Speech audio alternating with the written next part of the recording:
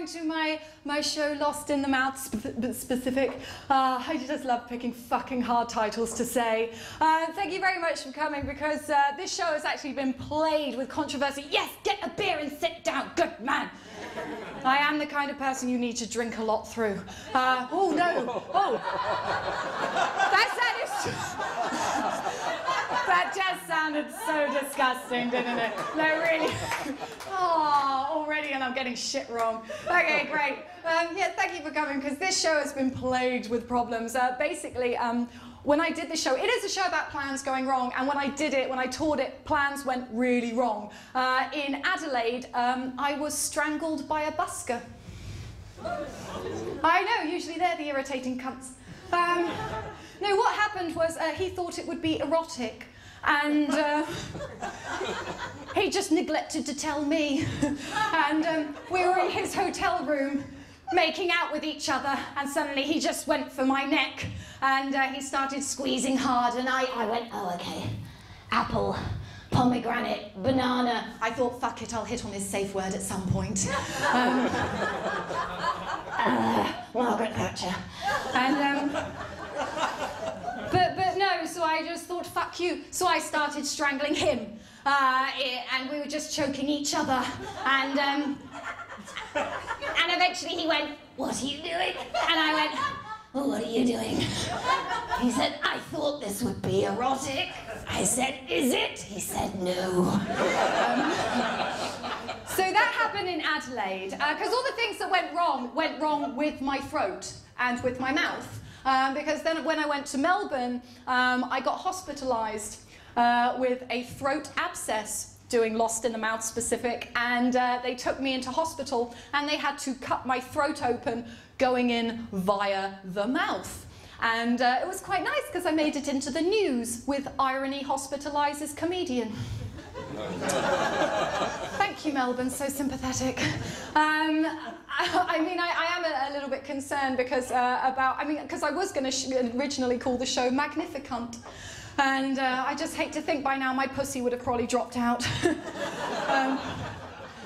It's all right, the next show I'm just going to call it Money, Money, Money and Cock. So yes, thank you very much. There were two plans basically that went completely wrong for me, and I just want to share them with you, and I hope you like them. One plan was that I wanted to be an astronaut. Yeah! Do we have any astronauts in? No, see, I'm glad I didn't, because they have no social lives. And the second thing I wanted to do was stand up for children, because I like working with kids. But unfortunately, I seem to tell slightly rude, naughty jokes that never really travel well to children, especially when you say fuck, shit and cunt. And they just ask you to explain it, and it's really, really dull. And you don't want to have to stop a set halfway through to go, well, cunt it's oh, God, Jesus, how long have you got? You can get cunted. And nobody wants to know about the different forms of a verb or a noun. I thought I was being educational. So, yes. So plan A was be an astronaut. Now this went wrong one day when I was 17. And what happened was I went to school and I was studying maths. And I was going to study physics. And before I went to school, I rang up my blind friend. I had a friend who was completely blind, and I rang her up and I go, do you want to go into town? And she goes, yeah, I'd love to go into town, but I can't because my dog's at the vet. And I said, oh, don't worry, I'll take you. And she said, thanks, but you're not qualified. I was like, what do you mean? I said, you're kind of implying I'm less qualified than a dog. I mean, if a dog can operate you, I'm sure I can, you know. She went, yeah, also when my dog takes me into town, people don't yell, oi, ginger. And I thought, right, okay. I thought, well, I must listen to my friends, and then I thought, well, maybe I should change something about the situation. So I went into town and I bought a can of black hairspray, non-toxic, and I thought, right, I'm just going to write the word slag on the side of her dog. And then I thought, no, a trick. I'm missing a trick. So I wrote the word ginger instead. Because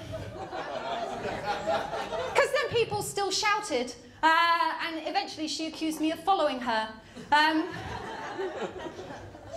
So I went into town and I was thinking, am I less qualified than a dog? You know, and I went to college and I sat through maths class, and then at the end of maths, my teacher pulled me aside and she went, Di, I think it's about time you let the maths boat sail on without you.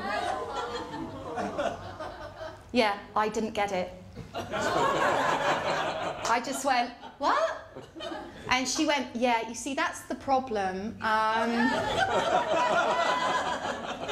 I'll try and put this in a way that you can understand.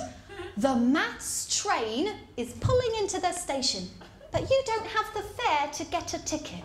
And at the time, I went, oh, okay, miss, no problem, miss. I'll go do drama, miss. And 5 years later, I was studying drama at university and I was washing up at my sink. And you know how, like, you have the memories of the past just bubble up and burst in your mind and you remember what people said to you, and then with years of experience you can understand what they actually meant. In the middle of my quiet kitchen, I just suddenly remembered that line and I just went, fucking bitch! And I've worked it out. I know what I'm going to say. I'm going to hunt that bitch down, and I'm going to wait until she's near death. And I know where she is. And I'm going to go up to her and I'm going to go, hey, Mrs. Wood, hi, how's it going? Do you remember me? I bet you don't. Well, something about a maths train. Yeah, well, I've had a think. And do you know what? The communication trout has picked up your line. But the metaphor-hating gorilla is now going to key twat into your car. I don't mind if you're angry at me for wanting to get revenge on an old person. I don't give a shit. So after that, I then went home. So I'd been kicked out of maths and I'd been told I was less qualified than a dog. And I went home to see my dad. Now, my dad is a bit of a joker. Anybody else's dad a bit of a joker? Yeah, mine is. I think all dads are. They all start off the same way. My dad started off when I was 4, and he grabbed my face and he went, oh, I've got your nose. And I was like, ah, you're kidding. You've missed my nostrils, but yeah, you got my nose. Well, my dad graduated from that. When I was 9, my dad got my cat and put sellotape on my cat's paws. Then he put my cat on the windowsill, and then he called me in so I could see my cat going. And he went, oh, his inner ear's gone. We'll have to put him down. Anybody else's dad like that? Oh, he's got better as I've taught him, you know, technology. I taught him how to text. Wish I hadn't. I sent him a text going, hey, Dad, what you doing tonight? He sent back, your mum.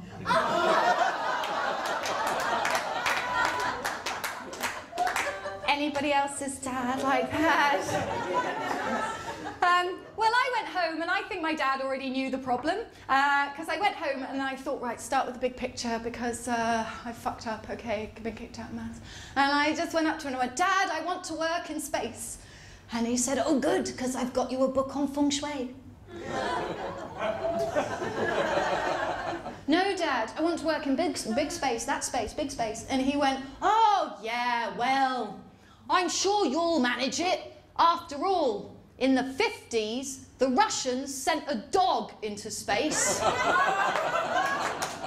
If a dog can get into space, I'm sure you can. Dog can't even do maths.